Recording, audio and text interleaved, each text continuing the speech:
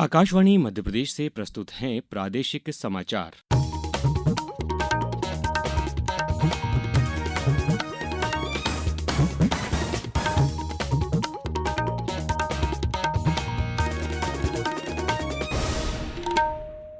नमस्कार, समाचारों के साथ मैं अभिषेक कटियार।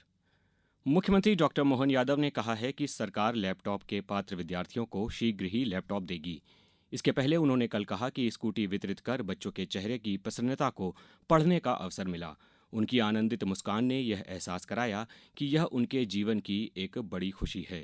उन्होंने कहा, प्रदेश भर में बच्चों को स्कूटी देने का एक अनुकूल माहौल बना हुआ है। कहीं किसी ने गलतफहमी फैलाई कि इसके टेंडर के बाद उनको देंगे, कोई टेंडर नहीं डालेंगे। सीधे सीधे बच्चों को उनकी चॉइस के हिसाब से, उनकी पसंद से वो पेट्रोल की गाड़ी लेना चाहे तो पेट्रोल की, और इलेक्ट्रिकल व्हीकल लेना चाहे तो स्कूटी लेंगे। इसी प्रकार से हमारे द्वारा लैपटॉप देने का भी हमने जो निर्णय लिया है, वो लैपटॉप भी बहुत जल्दी वो शीघ्र ले, इसके लिए हम सारे प्रबंध कर रहे हैं। हमारे प्रदेश के सभी बच्चों की बेहतरी के लिए, और न केवल बच्चों के लिए, सभी वर्गों के लिए सरकार समान रूप से काम कर रही है।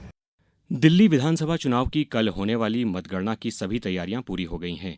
दिल्ली की मुख्य चुनाव अधिकारी आर एलिस वाज ने कल बताया कि 70 विधानसभा निर्वाचन क्षेत्रों के फॉर्म 17C सहित चुनावी दस्तावेजों की जांच हो गई है।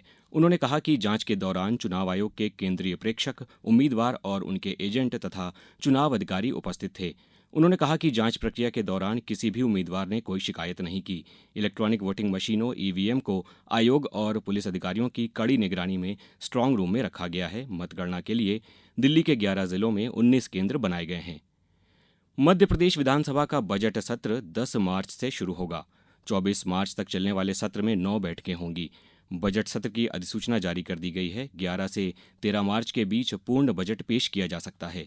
राज्यपाल मंगूभाई पटेल के अभिभाषण के साथ सत्र शुरू होगा। इसी दिन अभिभाषण पर कृतज्ञता प्रस्ताव भी आएगा। इसके बाद 11 से 13 मार्च तक सदन में बैठक और विधेयकों पर चर्चा होगी। प्रदेश में निर्माण कार्यों की गुणवत्ता सुनिश्चित करने के लिए औचक निरीक्षण की नवीन पहल आरंभ की गई है।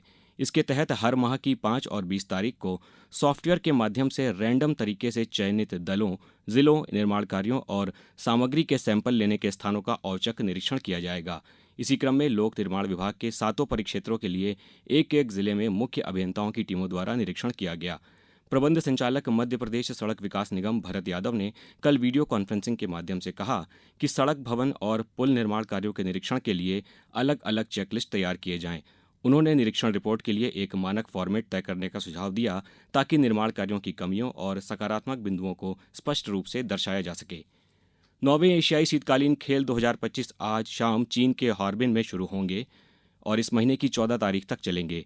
खेलों की आयोजन समिति के उप महासचिव और मुख्य प्रवक्ता ने कल कहा कि इस साल के खेलों में एशियाई देशों और क्षेत्रों के इतिहास का सबसे बड़ा प्रतिनिधित्व होगा, जिसमें 34 देशों और क्षेत्रों के प्रतिनिधि परेड करेंगे।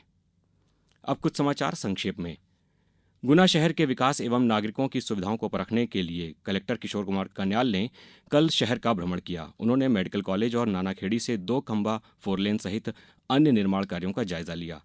सेफ क्लिक अभियान के तहत आगर मालवा पुलिस ने कल शासकीय कन्या माध्यमिक विद्यालय की छात्राओं को नुक्कड़ नाटक के माध्यम से साइबर अपराध और सोशल मीडिया अपराध से बचाव के उपाय बताए।